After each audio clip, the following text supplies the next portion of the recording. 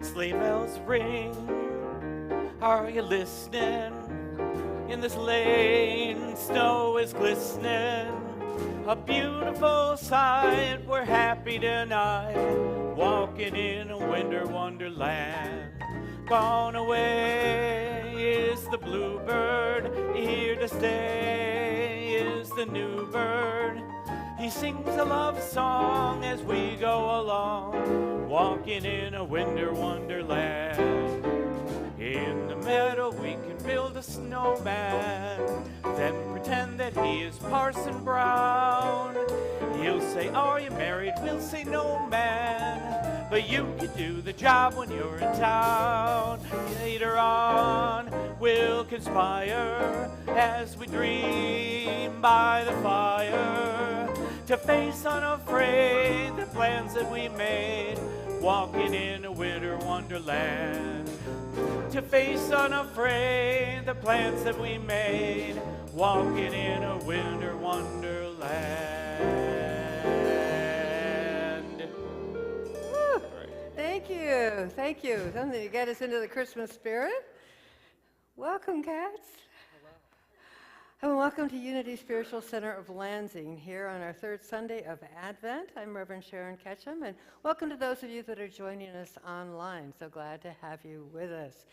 If you are new, if this is your first time here, welcome. I hope you received a little gift when you came in, thanking you for popping in some popcorn. And you connect with us online. You can connect on our website. There's a little form to fill out. You can always send me an email and just say hi, that you dropped in this Sunday. If you're here in person, there's some cards on the table. We are a prayer ministry. We have a wonderful prayer team that will support you, whatever's going on in your life, be it a great celebration or a great concern. Our prayer box is over there, and if you first names only, write down the concern, and our prayer team will pray with you for 30 days, and then we forward it to Silent Unity for an additional 30 days of prayer. Let's affirm our mission statement together. We spiritually awaken to our oneness with God, with each other, and with all creation. And this was born out of our vision, seeing a world powerfully transformed through a growing movement of shared spiritual awakening. We understand there's not that right and perfect path. There's not a place you're supposed to be at your path at a certain time in your life. It's really about us honoring each other's paths and wherever we are on it. So let us affirm together. The enlightenment of the Buddha shines within us. The compassion of the Christ moves through us. The power of Jehovah strengthens and guards us. The presence of Allah surrounds and guides us. Wherever we are, the Tao is, and all is God. I just had to invite you all to sing our theme song for this year, Gifts of the Season.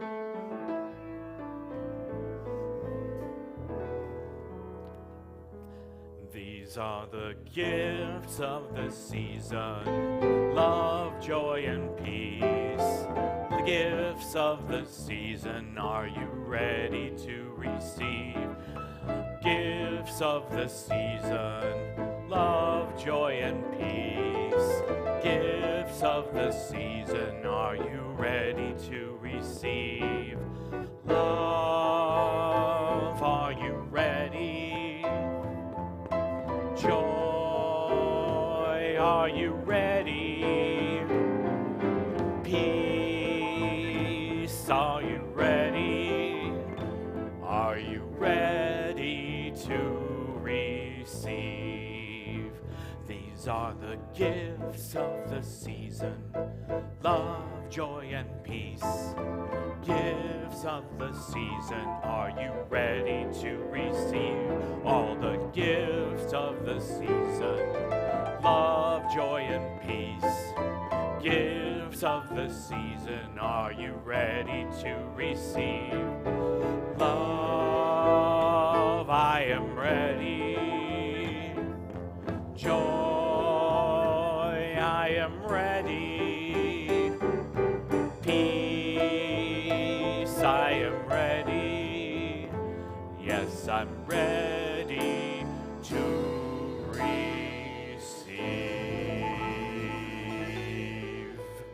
Yes, thank you. Well, we are also ready to pray for our neighbors.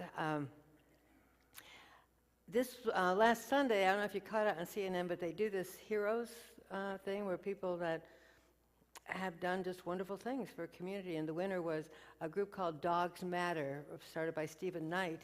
And he started this so that he found that people that needed to go into rehab for addiction, what kept them from doing it sometimes was their pet. There was no place to put their pet.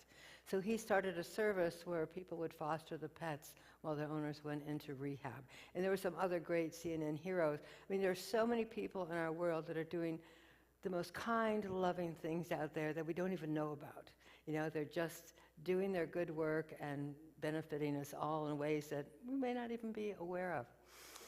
Oh, and, you know, our ongoing prayers for all the world situations, from the fires that ran down in California, Malibu, which is unbelievable to think of Malibu on fire, those places that are in wars and strife, and winter is, you know, setting in, the weather's getting colder and muddier and all that stuff, and we just hold all those people in our heart.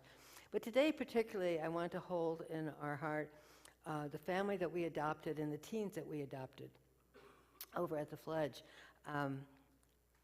Thanking for everybody that helped make their Christmas better. They're going over to the family tomorrow, and a couple things will be going to the Fledge. Some are over there, and a couple more will be going over Monday or Tuesday. I talked to Jerry at the Fledge yesterday, and I said, what a great idea to get this little segment of society that gets missed, the teenagers.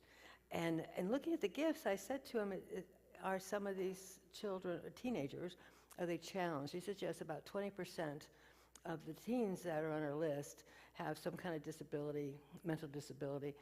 And he said, you know, they end up with 102 teens that they're supporting through this. He estimates there are 5,000 of them in our greater Lansing area. These are teenagers living in a single-parent household at the poverty line or below. Right? These are our neighbors, you know. So as we go into prayer this morning, let's just take a moment to close our eyes and give thanks that our hearts are strong enough to stretch and to embrace so many people with love. sending them that light of hope, that there is a better tomorrow, that there is a steps to bring their life into a greater sense of fulfillment, that there are those that care that they are not alone, whether they be in a war-torn country, whether they be homeless because of the fire, or whether it be a life situation that is challenging in this moment. We acknowledge that we are one, and that it is our privilege to support them, to carry part of their burden in whatever ways we can. And we give thanks for this ability to connect, to help, most of all to love. For this we say thank you, and so it is. Amen. Okay, a little conversation. What is the most recent thing that you created? Created is a big word that can mean a lot of things. You might have created your look for this morning. You might have created a conversation. Oh, there you go. See, we're probably going to be out loud today because Steve isn't here. Yeah, so we're going to be live, yeah. That's quite all right. I'm going to make you go first. Well, I mean, I created Sunday service. But as far as creating things, wow. I mean, all the time it's creating meals. But the big thing I created, and this has been way too long ago, was we had an old dresser upstairs, and I brought it down and put it in the dining room and painted the front of it with this kind of fun, funky fish underwater color things. That's and nice. It just felt so good. I mean, time stops when I'm in that fun creative mode. I don't know if this really counts, but we had pulled up all of our area rugs and things when we got the puppy because she thought that'd be a great place to do her business. Ours are all in the basement, yeah. Well, we just put them back down, and we bought a new one for the dining room, so we created that space again. Yeah, so she's got it. She's got it down, so we're in good shape. But it is creating a space. It's creating a new space. Yeah, I said we're always creating. We just don't kind of label it as creating. The other thing about creativity, it's like I grew up, playing the piano, classical piano, and so I always thought to myself, well, I'm not writing this music. I don't know how to really improvise, so as what I'm doing creative. And then I realized, this is my interpretation. Yeah. Nobody else is going to play it exactly like this. Nobody hits the key the same way, that split-second difference in timing. Yep. Yeah. So I realized that's completely valid, right? It's still creativity. So, should we sing about the little town of Bethlehem? Sounds good. Okay. Sounds good. Excuse me, cats.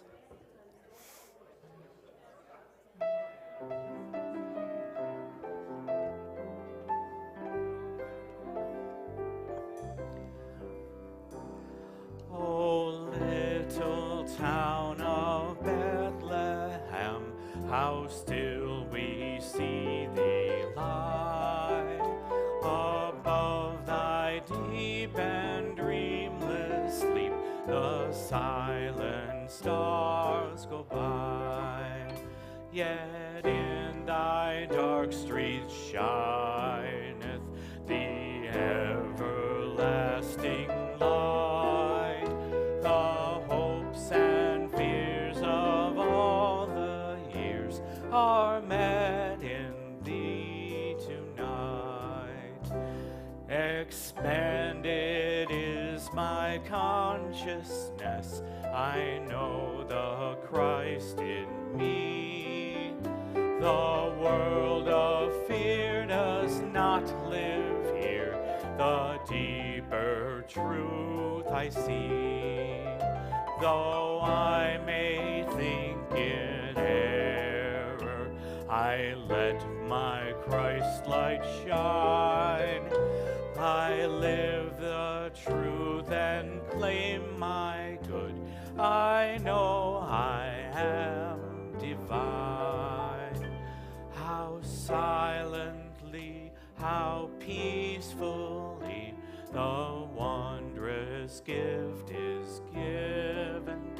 So God imparts to human hearts the blessings of the heavens.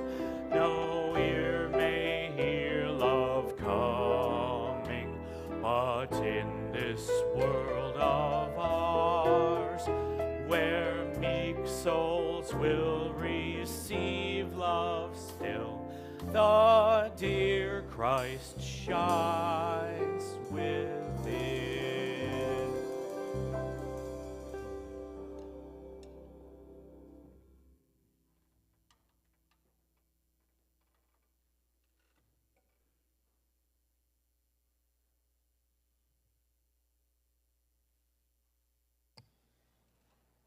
Good morning. I'm Nancy Cody. I'm a member of the design team. Our daily word today is love, inspired by Paul's letter to the Corinthians. And now faith, hope, and love abide, these three. And the greatest of these is love. One of the most beloved verses of Scripture calls us to recognize love as the greatest of spiritual blessings. Today, we take the words of the Apostle Paul to heart and abide in love everywhere we go. To the marketplace, we spread our warmth with kind interactions with clerks and fellow customers. At meetings, whether work-related or social, we offer words of cheer that greet everyone as a beloved child of God. We express our love in moments of unconditional appreciation to all people. The more we look for reasons to share our love, the more we find. Especially during the Advent season, there are many opportunities to visit, to care, to give. We will choose the ones that fill our hearts to overflowing. Today, we will abide in love.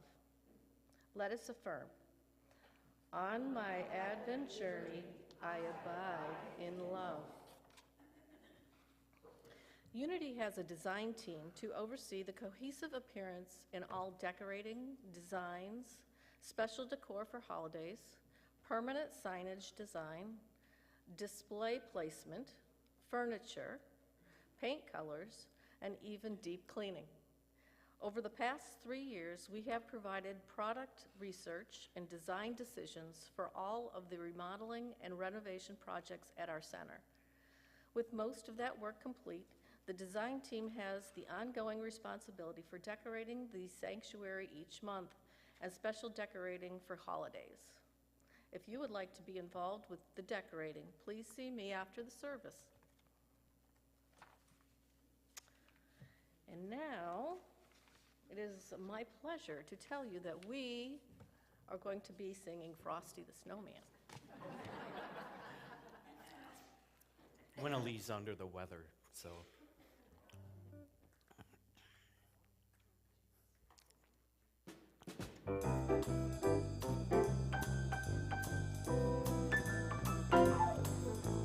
Frosty the Snowman was a jolly, happy soul, with a corncob pipe and a button nose and 2 eyes made out of coal. Frosty the Snowman is a fairy tale, they say. He was made of snow, but the children know how he came to life one day. There must have been some magic in that old silk hat they found, for when they placed it on his head, he began to dance around.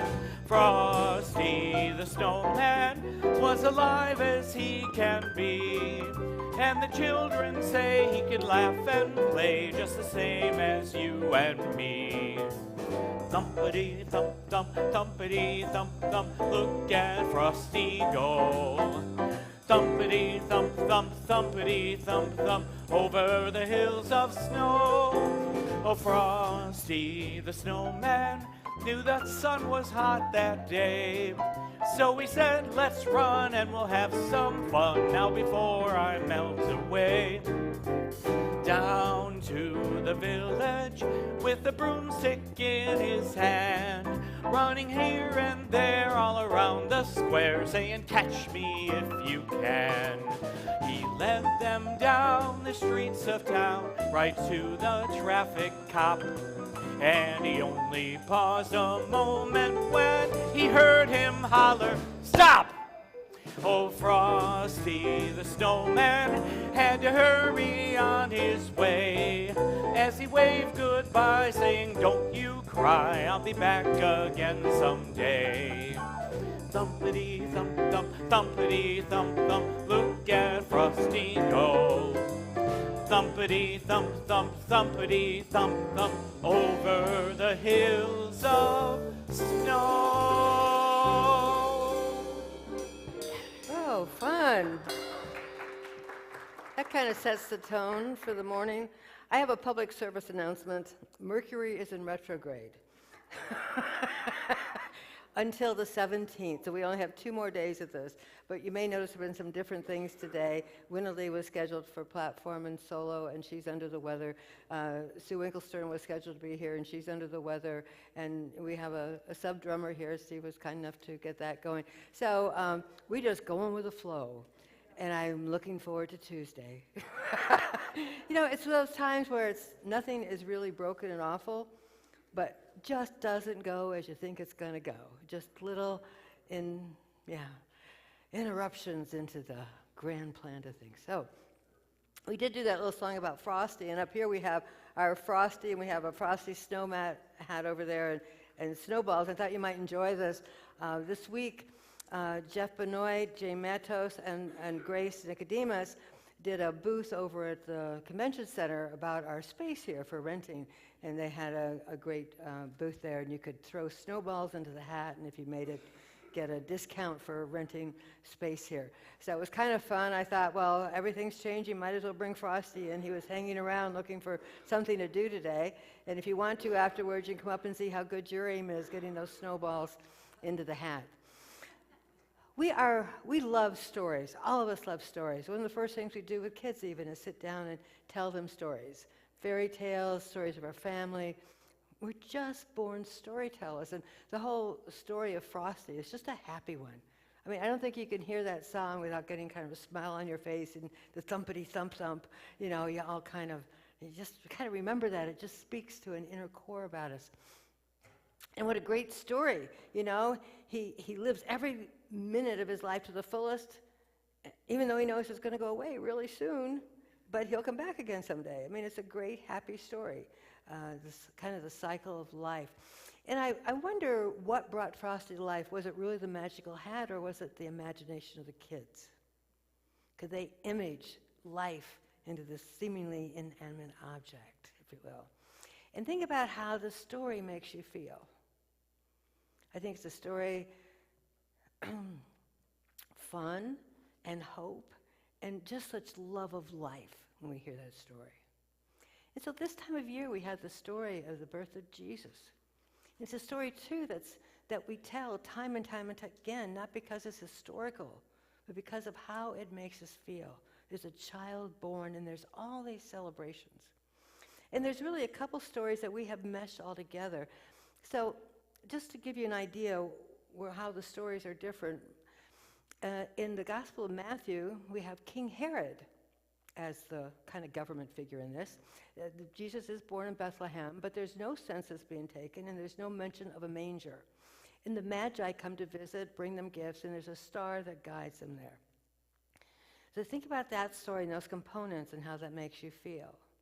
Then in the Gospel of Luke, it's Caesar Augustus, who is the boss of King Herod.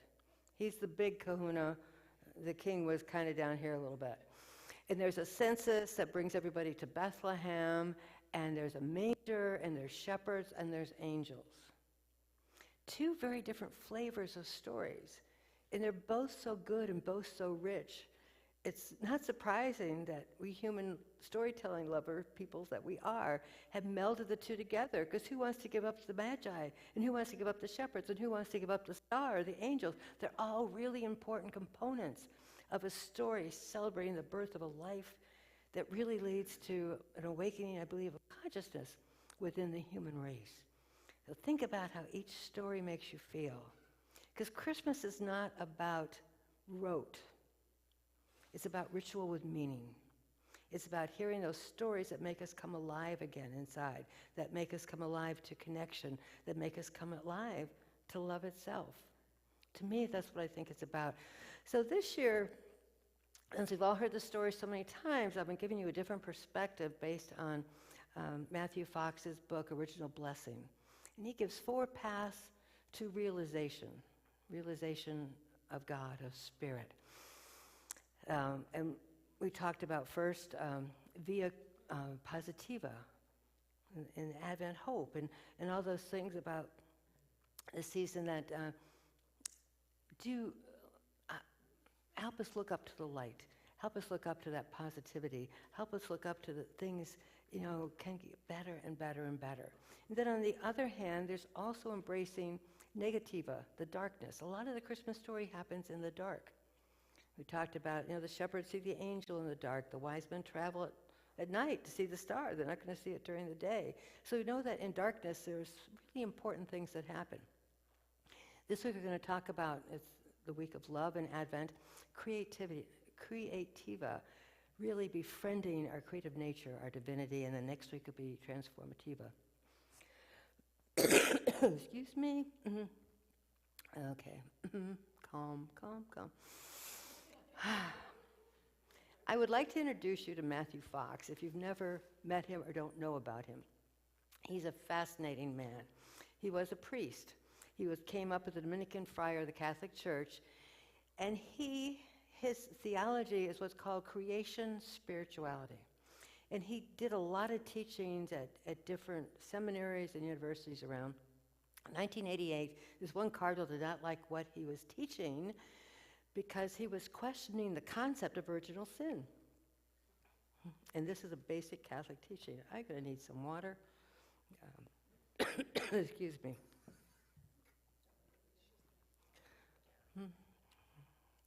Melted Frosty.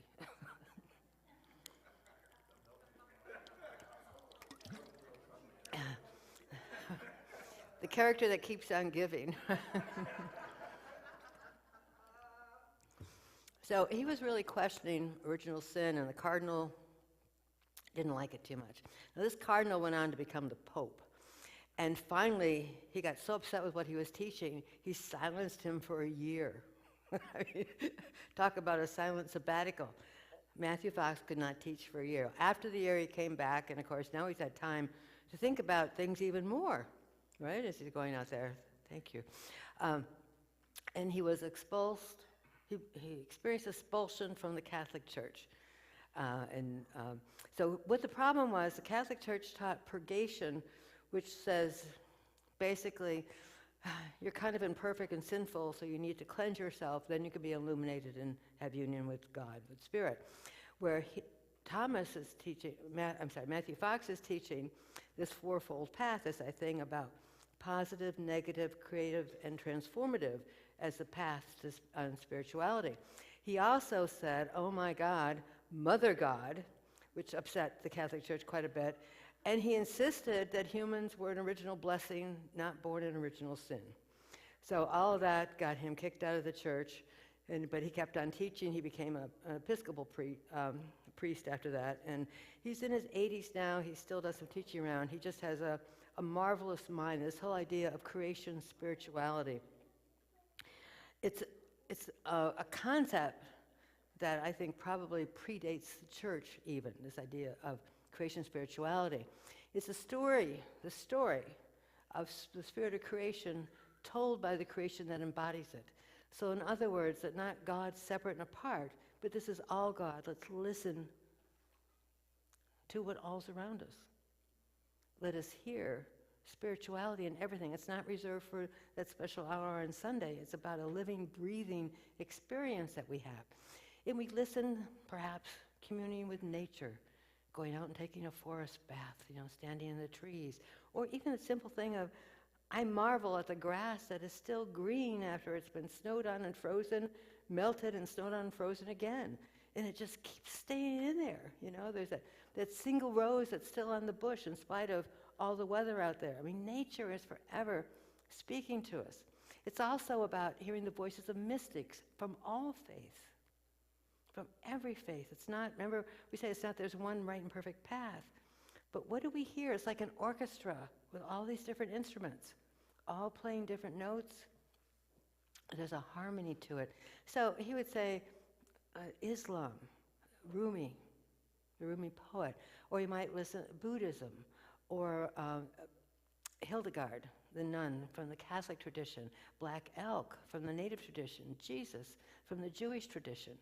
As we listen to all these different voices, not with judgment, but with that idea of listening and learning, listening with that beginner's mind, it causes that shift to happen within us. So the experiential path is the positive, which is the breadth of our experience, the negative, which is the depth of our experience. So you can think the light of life and the dark of life. Like the yin and yang, we need both. How would you know joy if you didn't know sadness? How would you know sadness if you didn't know joy? There's a part that it goes together, makes each side richer, even though we think we might not choose that, but it is part of the nature of humanity. And the idea of the darkness, I was reading the other day about sometimes it's important that there is no room at the inn for us. Because sometimes where we think we're going to settle is the right place to settle is not the right place for us to grow.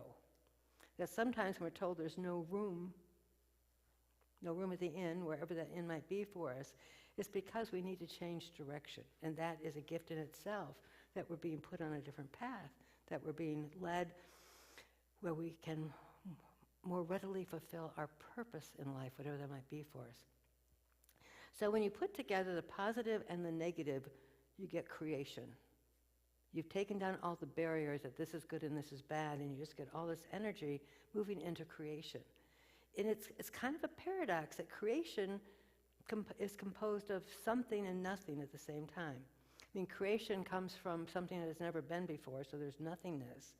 But also it brings together the vibrations of love, of energy, of life, everything in the universe into something tangible in creation, whether it be a thing, a piece of art, or whether it be a conversation. Think about how we create conversations. We each add, there's nothing and then there's something as we talk with each other. There was a beautiful article in the Lansing State Journal, if you haven't read that, about Tyler Mazzoni. He's a musician, he's a composer, and he's deaf. And he has learned to listen with all of his senses. Talk about creativity. It's not like there's a straight path. You might call deafness the darkness, the negativa. And the positiva was his love of music. And when you put the nothingness and the somethingness together, he got creative enough to find new ways of hearing. He hears through the vibrations. And he just does a marvelous piece of work. So knowing that there is nothing to stop us from being creative in our own way. We may not ever be able to play a bassoon, but we each have our own ways of being creative, even when it seems like there's limitations, if we allow that passion to be there. I think the Christmas story is such an eternal story and such a beloved story because it's really about creativity.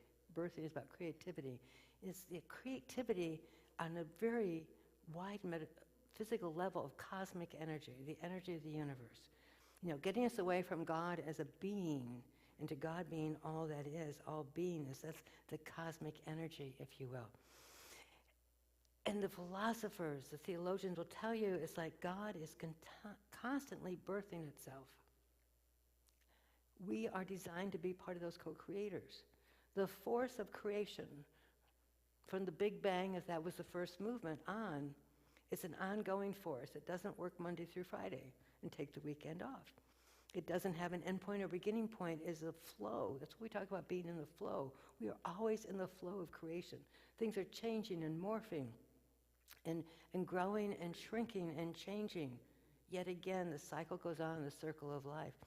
This French philosopher and mystic, Simone Weil, says, God alone has the power of creative attention, the power really to think into being that which does not exist.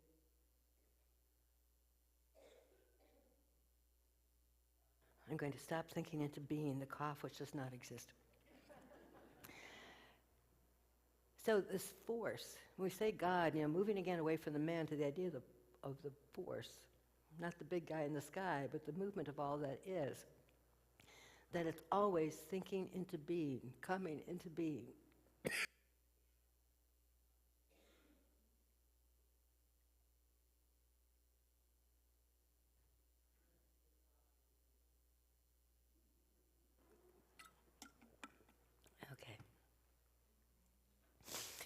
The universe itself, if you think about it, is unbelievably fertile. It is always producing. The universe itself is expanding. There was an analogy the other day, it's like filling a muffin tin that overflows the tin. Excuse me, have you ever done that, where you put too much dough in it when you bake it? It's flowing over, sometimes it flows over. That's like the universe. Can you think of the universe doing that? That it is so gigantic and it is still flowing over its container. I think the stories that we tell about this are to try to get our minds to grasp the awe of the entirety of these things. And it's about non-elitist thinking. Elitist thinking is saying there's God and then there's us. There's this being, the big guy in the sky, or the big mama in the sky, and then there's us. But understand that we are part of this eternal movement, this eternal creation. So what are we creating? You know, unfortunately, as humankind, I think a lot of our creative energies have gone into destruction, gone into warring, gone into who is making these drones flying over New Jersey? I mean, what the heck is that about? I could think of a lot of useful things that creative energy could have been, channeled into. You know, we have stockpiles of nuclear weapons that we could never use because it would destroy the planet. But there are those people, like Dogs Matter, that are taking that creative energy and doing it to lift people up. There are, and all the other heroes in there that are doing it. There's a group of teenagers that were given a Young People's Award in the CNN Hero series that are helping to eradicate menstrual poverty. Young girls don't go to school when they're menstruating if they don't have money for supplies. Very simple thing that really handicaps half of our population, that are especially those on the poverty level. And so they're doing something about it. So it's where are we putting that creative energy? We're always creating. What are we creating? Think about the thoughts that go through our minds. Thoughts become things. Choose the good ones, if you will. I think as we move into the Christmas story as an experience, we really start touching. Thank you. Faith is a pleasurable discipline. And I say pleasurable because so many times when we think of spirituality as a discipline, we think of asceticism, where we punish ourselves, we cause ourselves pain to keep away from those human thoughts that may not be spiritual, thinking that there's an either or, either we're spiritual or we're kind of bad. And as we get into a faith that understands it's a pleasurable discipline, it's pleasurable because it's more towards that vibration of creation that is loving, that is connecting, as opposed to defending and destroying. You feel the difference in those stories of being loving. Frosty is very loving. He's out there just playing, having a good time. That's a great discipline. What a great spiritual discipline to spend your life having fun with others, lifting other people up, as opposed to taking that energy and using it for protection because you're afraid of the others, which is only an illusion. There is no other, if you will.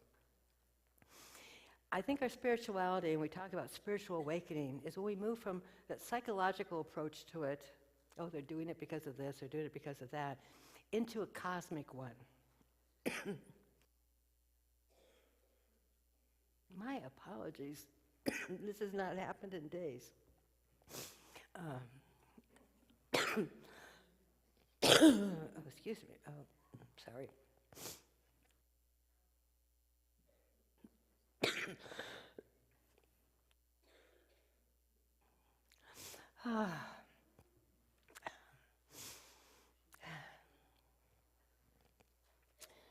We rationalize our life, and sometimes it goes into our faith through our mental, intellectual thinking, which is very clever. And when we get by that and move into the cosmic of it, the largeness of it, that part that is beyond our thinking thoughts, into the feeling thoughts that have such a much stronger power. We say thoughts held in mind produced after that kind. Thank goodness. It's not all the thoughts that go through our mind, all that busyness that we have going through our mind, all that planning, and kind of a dictatorial sense we might have about our life, into that feeling of simply being in the moment, of being in the flow of that creative force. Rilke is just wonderful. He's such a wonderful poet. He says, "You must give birth to your images. They are the future waiting to be born. Fear not the strangest you feel. The future must enter into you long before it happens." Think about that. The future must enter into you long before it happens. Just wait for the birth, the hour of a new clarity. So this Christmas story we tell every year is about what's happening to us all the time. We have those visions of the future. We see that next step. It may feel uncomfortable. It may feel strange. For men, for thinking of being pregnant with an idea, about giving birth to an idea, may feel especially strange to you. Because we have this separation of men and women. Women do the birthing, men do the standing by and holding hands, support. When that masculine and feminine, both can have that sense of birthing, if you will. So I'm going to have to slip through some of these because my voice is not cooperating with me this morning. I'm sorry.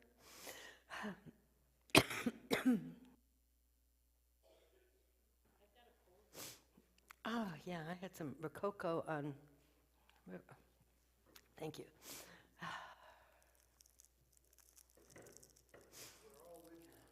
Thank you.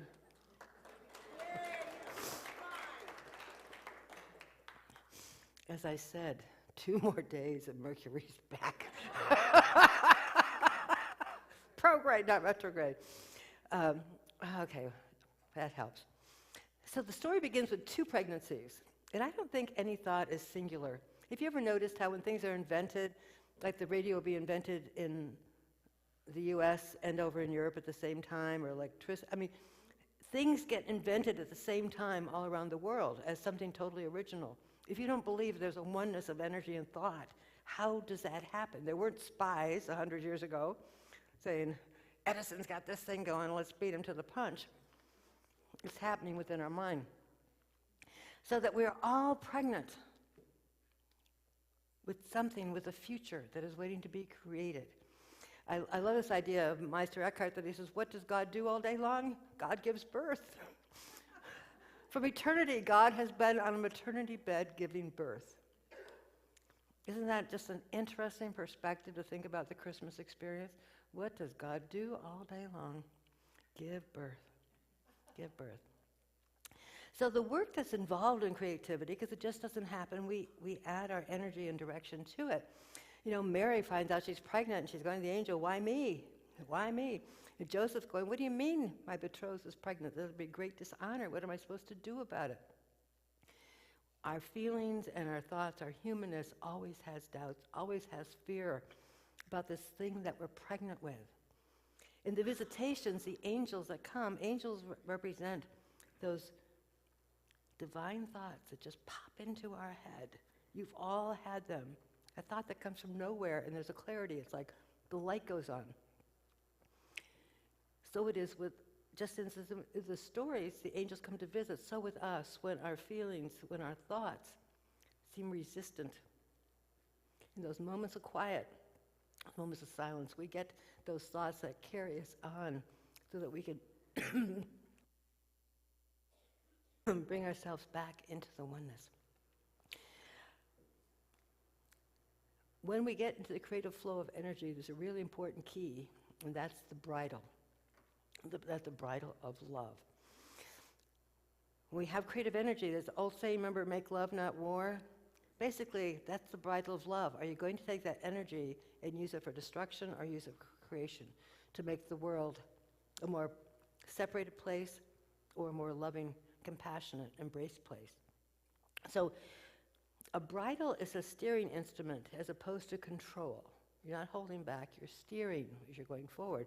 And in the Christmas story, one of the things that we have all added to our Christmas story are methods of transportation, the camels and the donkeys.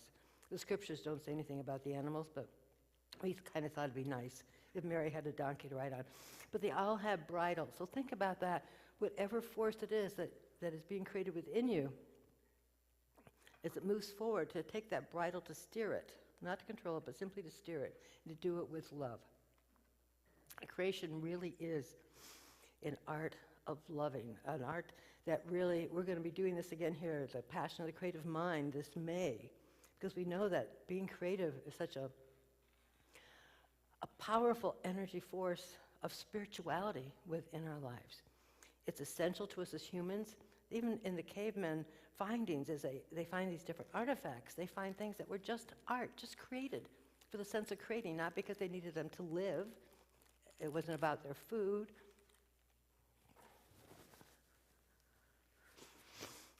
Okay. I am creating way too much today. When we get into that creative, when you were talking about creation today, the last thing you created, do you remember what it feels like when you create something? There's a sense of excitement. Sometimes you get into a project, if it happens to be a project, you even lose sense of time and space. You're just totally focused on this energy coming through. It's a very different feeling than what we do day to day. And bridle all that energy with love. So we're going to go into a time of meditation. Maybe a very quiet time of meditation.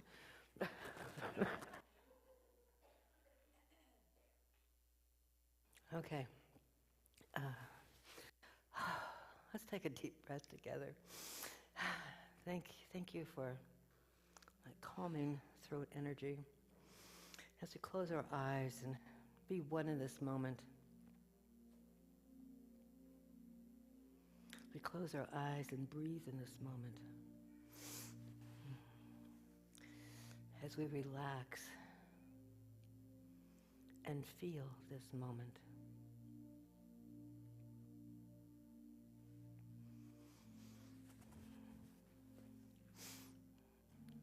There's a whisper in our soul that each of us are pregnant with that creative force. That our purpose and our direction is forever growing and being birthed from within us. That we have the light of hope, the comfort of peace, and that direction, that bridle of love, to move us through every great adventure that comes our way.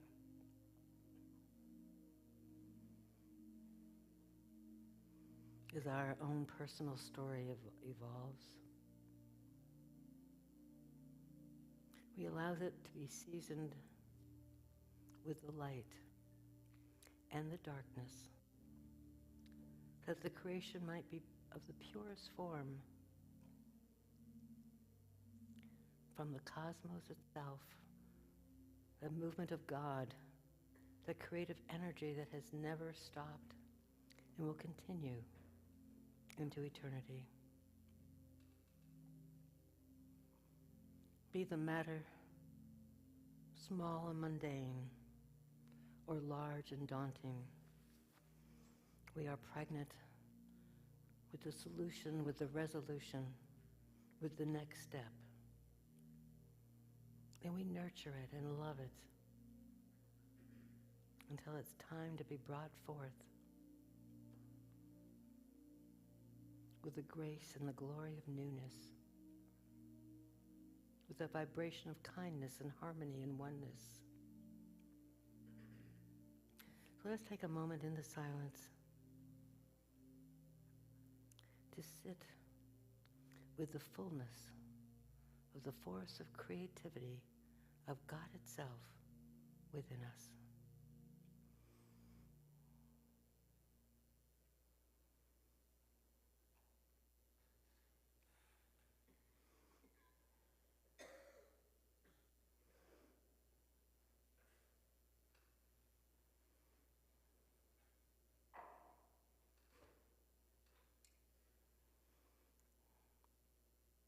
As we embrace what is about to be,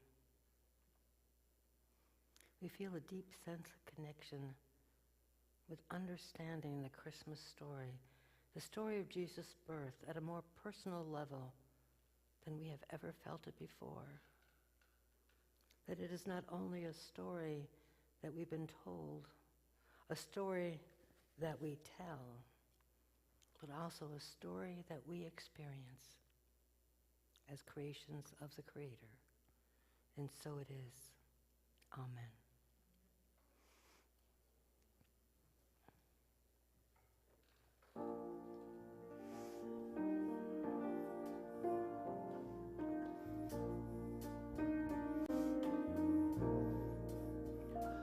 Get ready, my soul.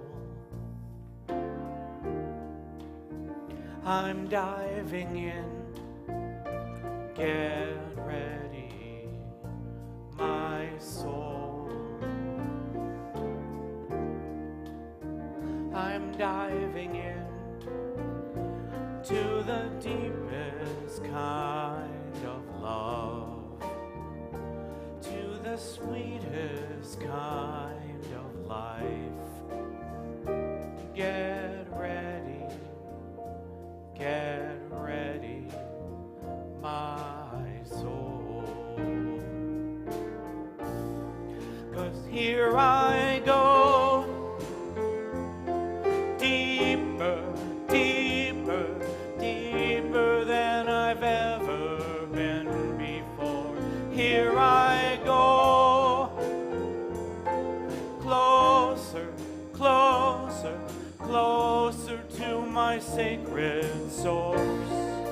Here I go, deeper, deeper, deeper than I've ever been before. Here I go, closer, closer, closer to my sacred source.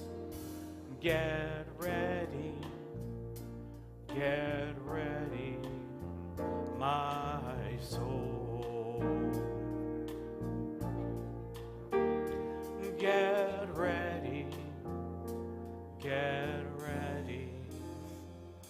my soul.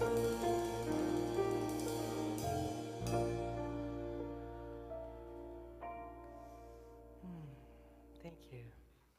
So spiritual practice for the week, Tuesday, the day that Mercury gets out of retrograde, is also Say It Now Day. And what this is an idea I'm going to throw out there. Think about all the people who've helped you shape your life. And isn't it time maybe to let them know? This is a wonderful creative thing to do. It might be a Christmas card, it might be a phone call, maybe it's a posting on Facebook.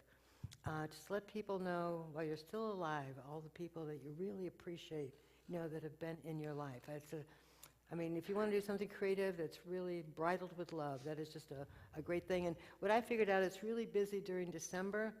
So what I could do on December 17th is make a date when I'm going to do it, after Christmas, right? Anyway, put that out there. With that, I get to introduce Jeff English, who's done this wonderful arrangement of Here We Come a Caroline. Take it away, Jeff. Thank you.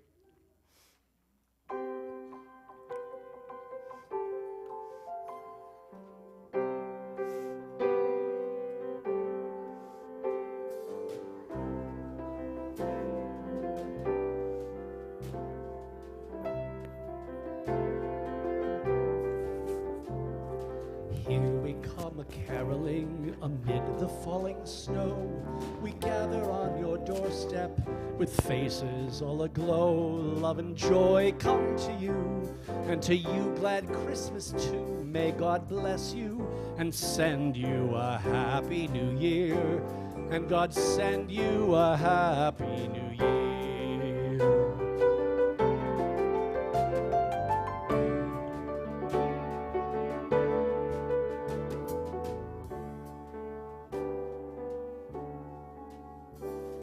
We bring you simple melodies to warm the winter night. We bring you happy tidings to fill your heart with light. Love and joy come to you, and to you glad Christmas too. May God bless you and send you a happy new year, and God send you a happy new year.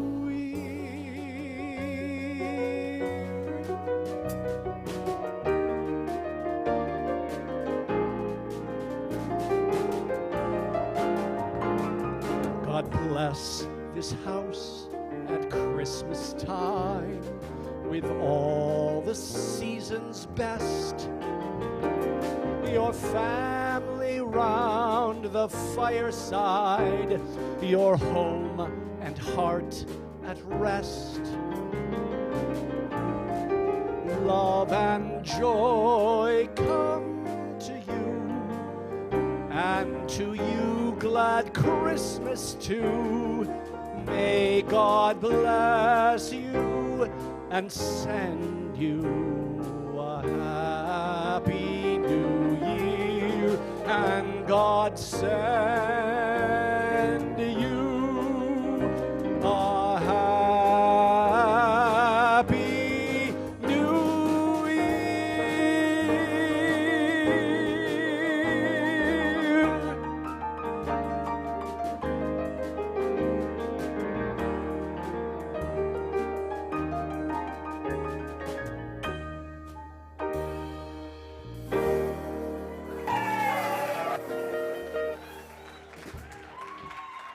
Thank you. Thank you, Jeff. What a great arrangement. Now is the time we create a sacred circle of generosity by sharing of the blessings we have received. We know that the gift we give is not a debt we owe, it is a seed we sow from a consciousness of abundance. For those in person in our sanctuary, you can place your cash or check in the glass jar on the table. Alternatively, whether in person or online, you may point your phone at the QR box on our screen and give through PayPal. Regular givers, electronically or by mail, may affirm their gifts with an affirmation token or your hand placed over the jar or your heart. We bless our gifts as we share of our love and our treasure by affirming together. Divine love through me blesses and multiplies all that I have, all that I give, and all that I receive. I praise, give thanks, and am glad. We create a circle of generosity by first thanking everyone for their continued loving support of Unity through many channels, electronically, by mail, and in person. Our circle grows with acts of gratitude for these many gifts by sharing of our gifts with others. Our fourth quarter tithes are divided among the remaining nominees: Help Women Period, Meta Peace Team, and City Rescue Mission. These are all organizations focused on people helping people with their dignity, peace, and physical needs. We'll continue to acknowledge our blessings as we sing, I Am So Grateful.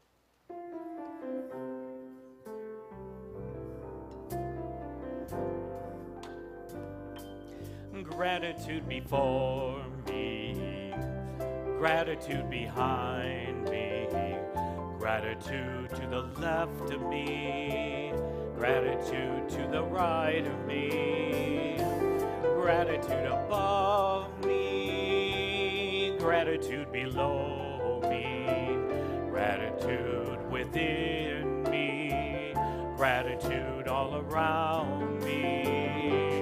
I'm so grateful, I'm so grateful, I'm so grateful, I'm so grateful, I'm so grateful, I'm so grateful, I'm so grateful, I'm so grateful.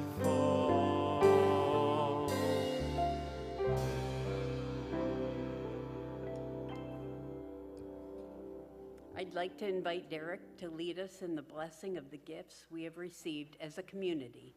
Let us take a moment to deeply immerse ourselves in gratitude by collectively blessing the gifts we received on your table.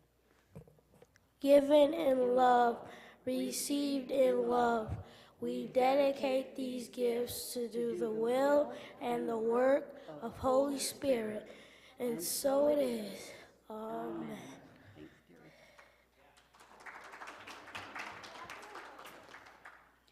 Unity has a great series of events for Christmas week, starting with a fun night of caroling on Monday, December 23rd.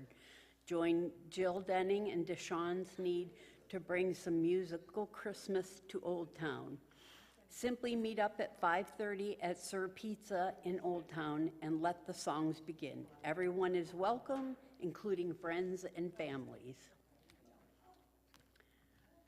The next night is Christmas Eve, and Unity is holding our traditional Christmas Eve candle lighting service.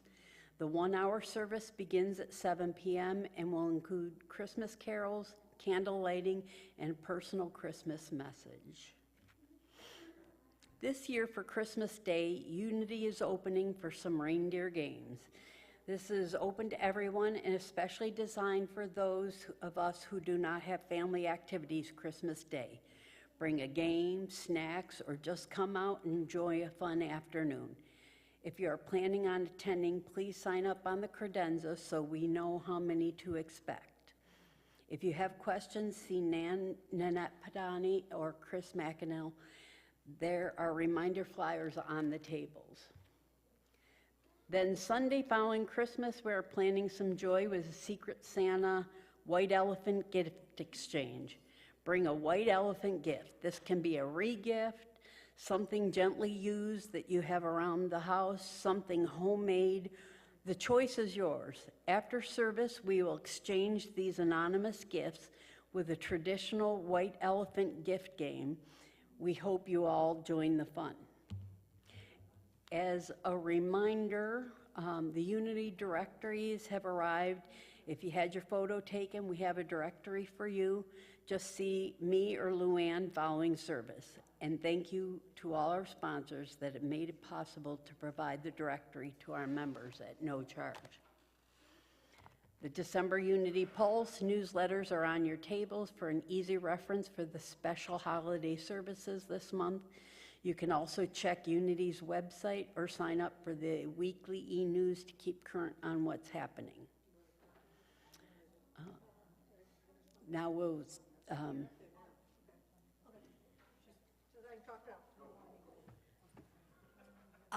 for all you coffee drinkers and tea drinkers, we have no one signed up for December 29th to help out in any way.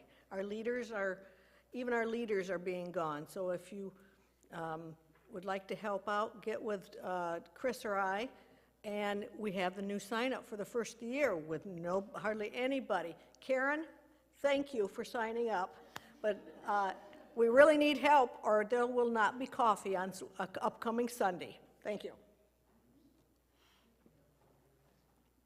let's create. One last, just a shout out to Reverend Kent Lederer, whose birthday is today, and he created some of the stuff that got us here eventually. So happy birthday, Kent. That's it. Let's create a consciousness of community as we sing the peace song, followed by the prayer of protection. Feel free to stand in place or join the circle.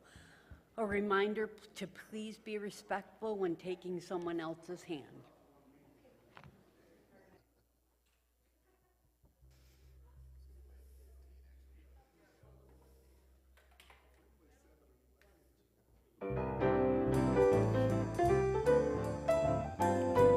Let there be peace on earth, and let it begin with me. Let there be peace on earth, a peace that was meant to be, with God as creator, family all are we.